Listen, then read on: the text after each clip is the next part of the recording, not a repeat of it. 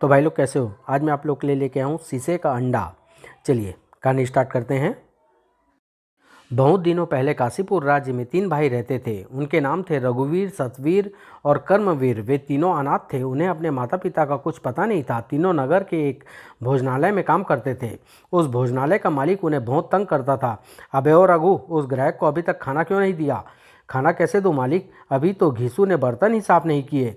अबे तो तुझे बर्तन मांजने में क्या मौत आ रही है? जल्दी से बर्तन साफ कर, नहीं तो रात को खाना नहीं दूंगा। दिन भर कोल्हू के बैल की तरह काम करके रात को तीनों भोजनालय के बाहर सड़क पर ही सोते थे। भैया, आखिर कब तक हम मालिक की डांट डपट सुनते रहेंगे? शायद हमारे भाग्य में यही लिखा है।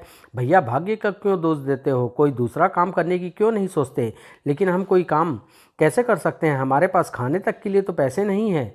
भैया, हमारे माता पिता होते तो क्या हमें यह बुरे दिन देखने पड़ते? माता पिता का तो हमें कुछ पता ही नहीं। हमने तो जब होश संभाला सड़क पर ही पड़े हुए थे।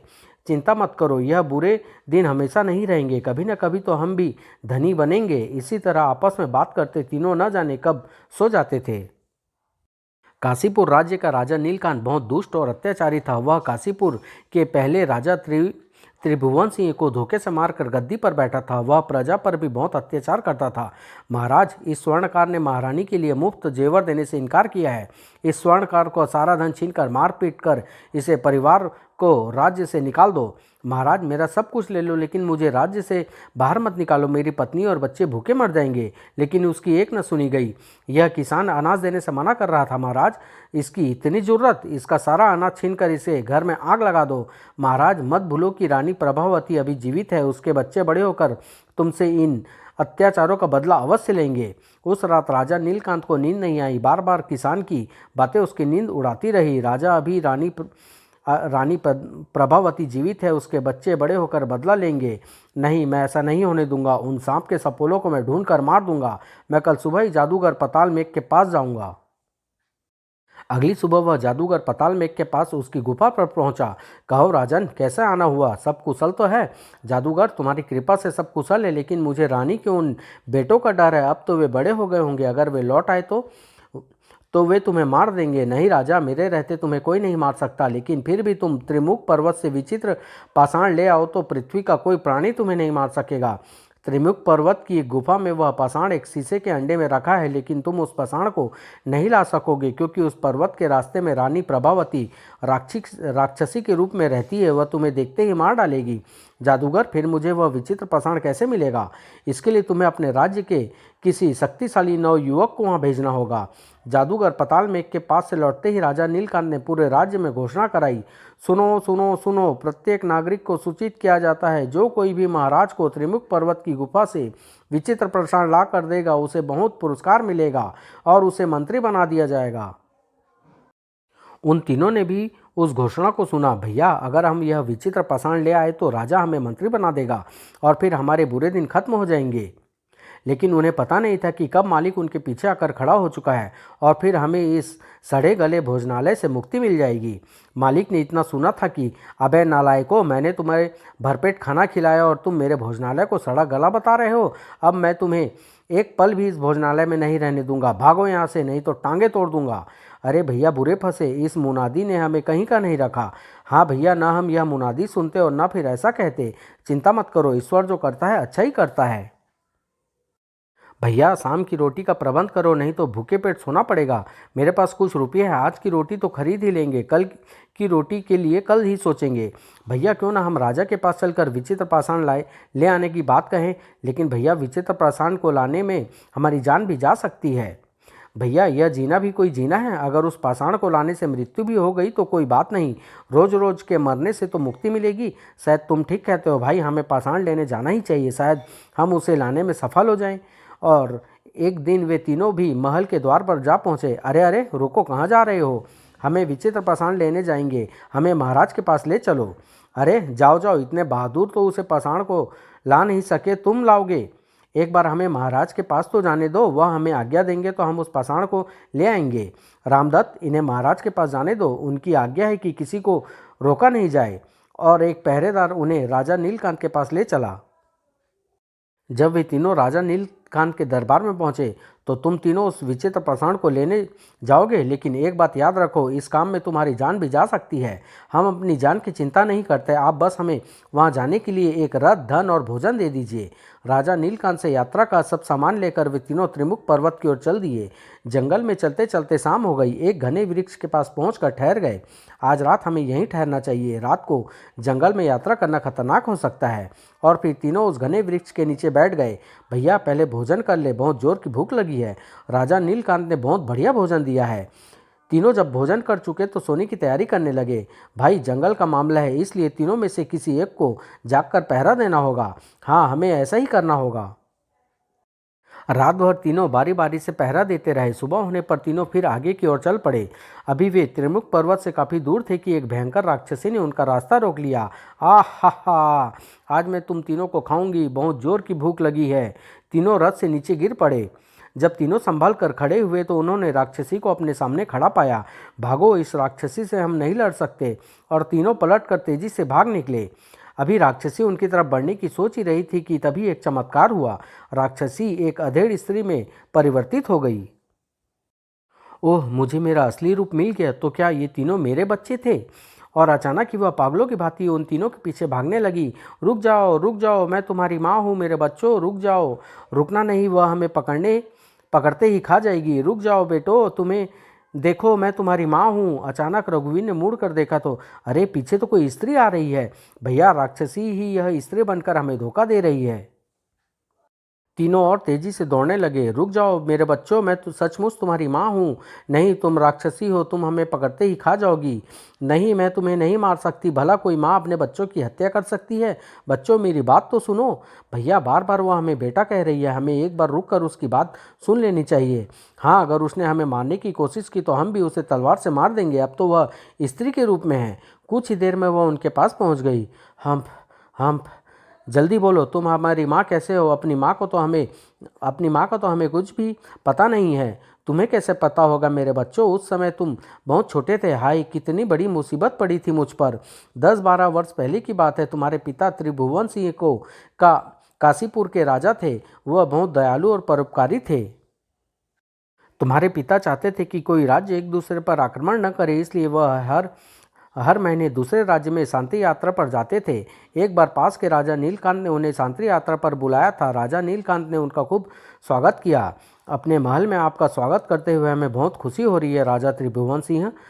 रात्रि को सबने मिलकर भोजन किया। विशाल कक्ष में राजा नीलकांत ने उनके सम्मान में प्रतिभोज का आयोजन किया था। राजा नीलकांत, अब हमें विश्वास हो चला है हमारी शांति यात्रा अवश्य सफल होगी। लेकिन भोजन करते ही तुम्हारे पिता की हालत बिगड़ गई और अंत में वह बेहोश होकर कुछ पलों में स्वर्ग सिधार गए। हा, मर गया सेनापति। कल इसके राज्य पर आक्रमण कर दिया जाए। अब हमारी जीत निश्चित है। और दुष्ट नीलकांत काशीपुर पर आक्रमण करके राजा बन गया। महाराज नीलकांत की जय हो। मैं जानती थी कि वह दुष्ट राजा बनते ही मुझे और मेरे बेटों को मारने की कोशिश करेगा, इसलिए उसके सैनिकों के महल में पहुंचने से पहले तुम्हें लेकर भाग निकली। अरे, रानी प्रभावती तो तीनों बेटों को लेकर भाग चुकी है। चलो जल्दी से महाराज को सूचना दें। मैं तुम तीनों को लेकर जंगल में पहुंची, लेकिन दुर्भाग्य से ने हमारा पीछा न छोड़ा था। हम भयंकर आंधी तूफान में फंस गए। आह माँ, माँ, माँ, उस भयंकर आंधी तूफान में तुम मुझसे बिछड़ गए थे। माँ, माँ, माँ, बेटे तुम कहाँ हो? आंधी तूफान के बाद मैं तुम्हें ढूंढ ही रही थी कि राजा नीलकांत के सैनिक मुझे ढूंढते हुए वहां आ पहुंचे और उन्होंने मुझे पकड़ लिया। नहीं नहीं, मुझे छोड़ दो मेरे बच्चे। आह, मुझे पकड़कर सैनिक राजा नीलकांत के पास ले गए। हा, हम तुम्हें ऐसी सजा देंगे कि तुम मर भी न सकोगी और जीवित भी न रहोगी। और फिर राजा मुझे अपने साथ एक गुफा में ले गया। वहाँ पर राजा का मित्र जादूगर पताल मेघ रहता था। तो यह है वह रानी, बहुत सुंदर है। हम इसे इतना भयंकर बनाएंगे कि यह स्वयं अपनी सूरत से घृणा करने लगेगी। और फिर उस जादूगर ने मंत्र पढ़कर मुझ पर जादू किया। कुछ ही देर बाद, नहीं नहीं, मैं राक्षसी बन गई। नीलकांत, मैं तुझे खा जाऊंगी। लेकिन इससे पहले कि मैं उस पर झपटती, जादूगर ने मुझ पर फिर अपना जादू चला दिया। रानी, तू राक्षसी बनकर भी राजा का कुछ नहीं बिगाड़ सकेगी। मैं तुझे यहाँ से सैकड़ों योजन दूर एक जंगल में फेंक दूंगा। तू उस जंगल की सीमा से कभी बाहर नहीं जा सकेगी। मेरी मृत्यु होने से पहले तू राक्षसी के रूप से नहीं छूट सकेगी। और फिर जादूगर पताल मेघ ने मुझे फूंक मारकर आकाश में उड़ा दिया। आह नहीं, और मुझे इस जंगल में फेंक दिया। तब से मैं राक्षसी बनी इसी जंगल में रहती हूँ। यह तो ठीक है कि तुम्हें जादूगर पताल मेघ ने राक्षसी बनाया, लेकिन फिर तुम राक्षसी से इस रूप में कैसे बदल गई? बेटे, इसकी भी एक कहानी है। राक्षसी बनी मैं एक दिन जंगल में पेड़ों को उखाड़ कर फेंकती जा रही थी। तभी मैंने एक भारी पेड़ को गिरा देखा, जो शायद कुछ देर पहले आई भयंकर आंधी से गिरा था। और जैसे ही मैंने उस पेड़ को उठाया कि उसे नीचे दबा हुआ एक सन्यासी उठ खड़ा हुआ। ओह आदमी!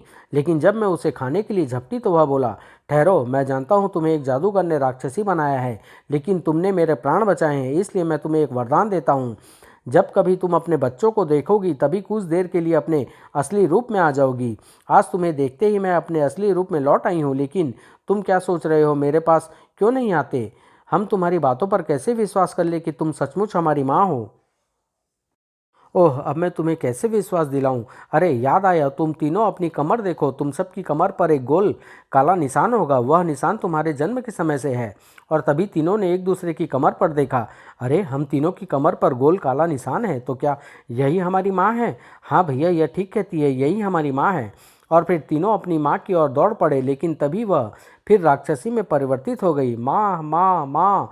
नहीं नहीं बेटे, मैं अधिक देर तक असली रूप में नहीं रह सकती थी। तुम मेरे पास आओ, मैं तुम्हें कोई नुकसान नहीं पहुंचाऊंगी। और वे तीनों दौड़कर उससे लिपट गए। माँ, हम अपने पिता की मृत्यु के बदला राजा नीलकांत से अवश्य लेंगे। माँ, हमें एक बात बताओ, नीलकांत ने हमें विचित्र पाषाण लाने क्यों भेजा है?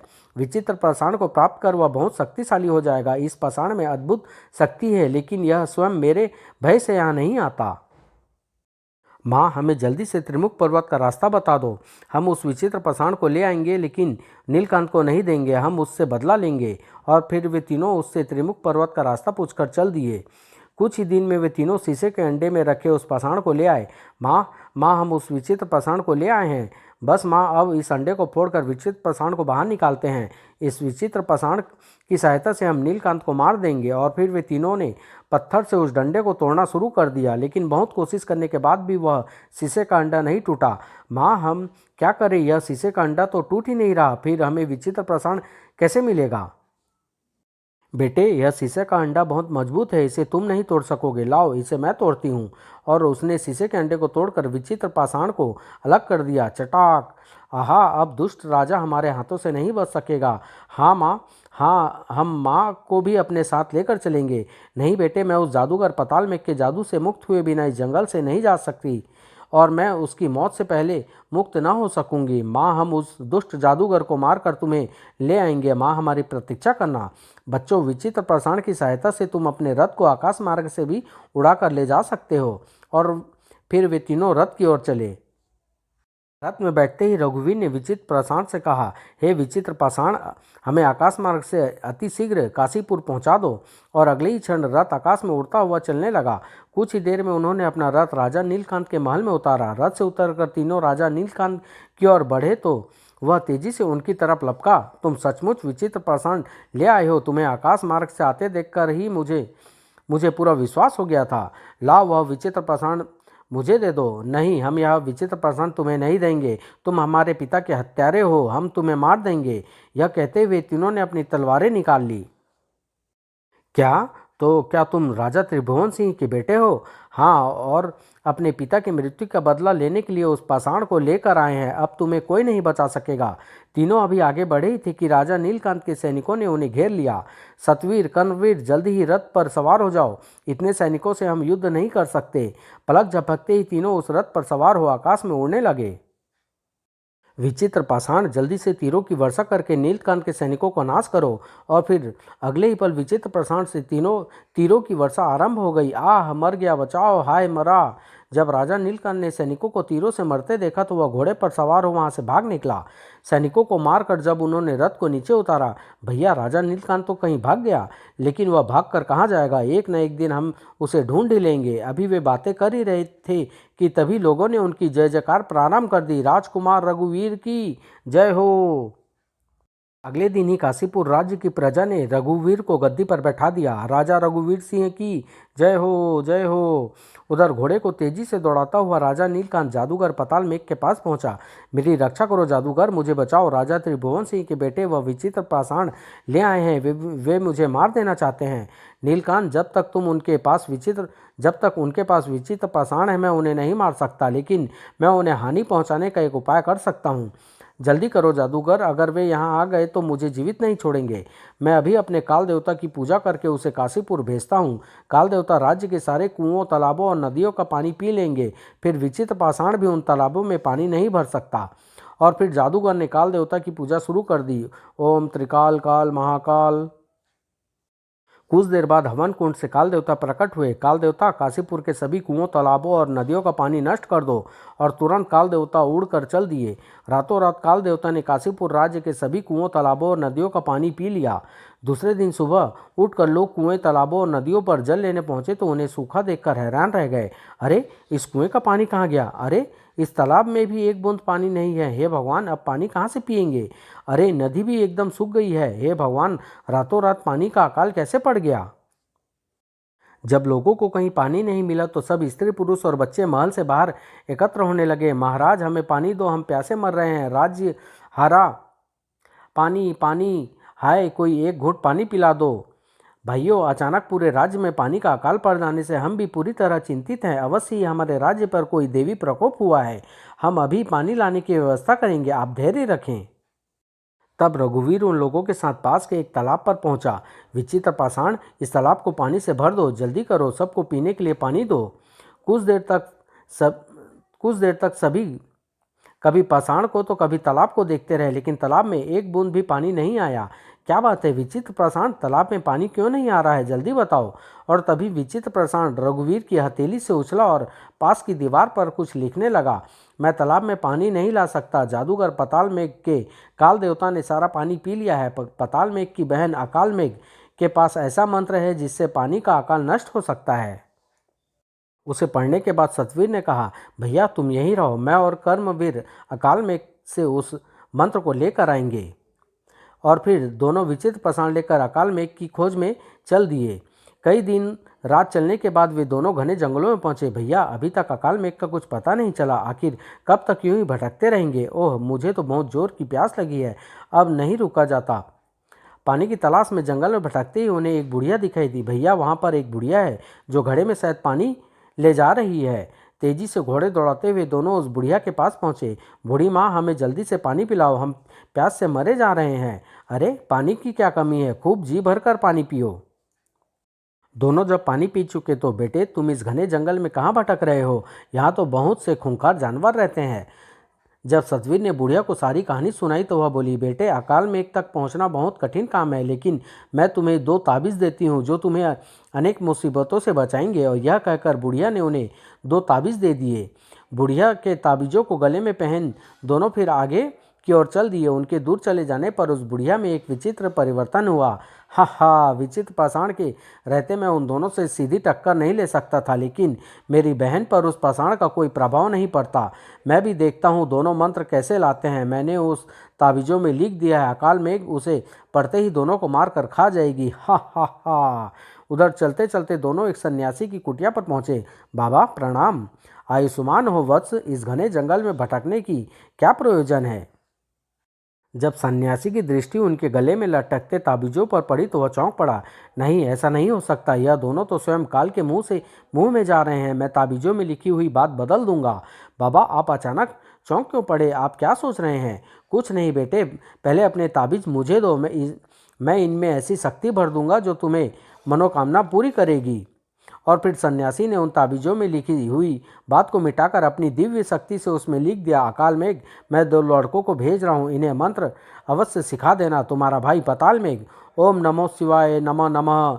सन्यासी से विदा लेकर फिर दोनों आगे की ओर चल दिए। जब वे दोनों अकाल मेघ के पास पहुँचे तो उन्हें दूर से देख तेजी से उनकी ओर दौड़ी, लेकिन उनकी ताबीज पर दृष्टि पड़ते ही अकाल मेघ रुक गई। अरे, दोनों को भैया ने भेजा है, फिर तो मुझे इनकी खूब खातिरदारी करनी चाहिए। और ताबीज में मंत्र देने के लिए भी लिखा है।